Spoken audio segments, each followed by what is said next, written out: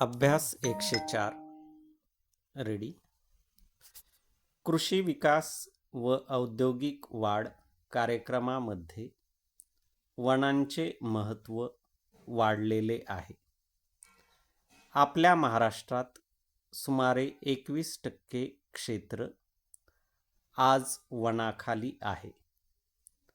जमिनीची धूप व महापूर यांची अडवणूक तसेच जमीन सुपीक करणे आदी भूमिका वने पार पाडतात. म्हणजेच वनांची भूमिका ही संरक्षक, उत्पादक व समाज कल्याणाची आहे. वनांच्या संरक्षणातून तेथील वन्य प्राण्यांचे संरक्षण व विकास होत असतो.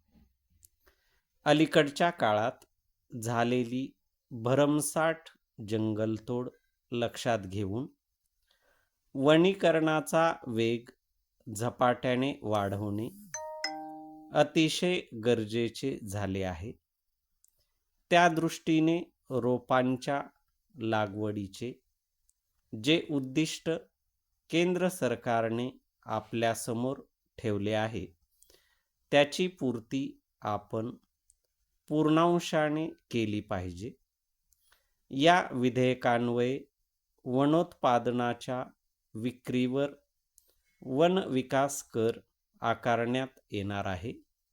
पण सध्या वन खात्याची यंत्रणा व वनपालांचा कारभार हे भ्रष्टाचाराने इतके बरबटलेले आहेत की या नवीन करामुळे त्यांना चरायला नवीन कुरण मिळणार आहे.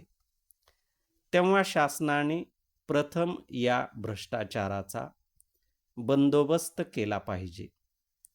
कोकणात जी खाजगी मालकीची जंगले आहेत ती विकत घेऊन तेथे जंगलतोड केली जाते.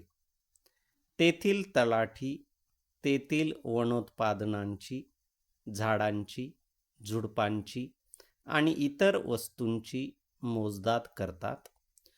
पण मोजदाद करून तयार केलेला पुरावा नंतर नाहीसा केला जातो. तेथील अरण्य जाळले जाते व त्या लाकडाचा उपयोग कोळसा पाडण्यासाठी करून तो भरमसाठ भावाने विकला जातो.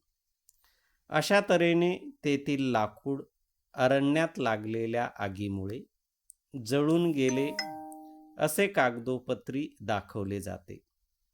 हा नवीन कर बसवण्याऐवजी जंगलाच्या विकासाकरिता जंगल मालकांना भूविकास बँकेकडून महसूल खात्याच्या अधिकाऱ्यांमार्फत कर्ज मिळवून देऊन वनांची किंमत काढावी आणि त्यातून येणारे उत्पन्न सरकारला विकून त्यातून बँकेच्या कर्जाची फेड करावी.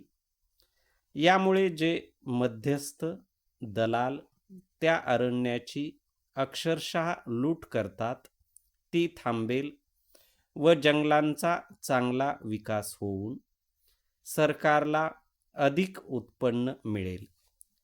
शिवाय जंगलांचे खरे उत्पन्न नोंदले जाईल. हा वेगळाच फायदा आहे. परिच्छेद. शेवटी सध्या होत असलेली बेकायदा जंगलतोड व भ्रष्टाचार थांबवून सामाजिक वनीकरणाचा कार्यक्रम नेटाने पुढे नेला पाहिजे एवढेच मला सांगावयाचे आहे.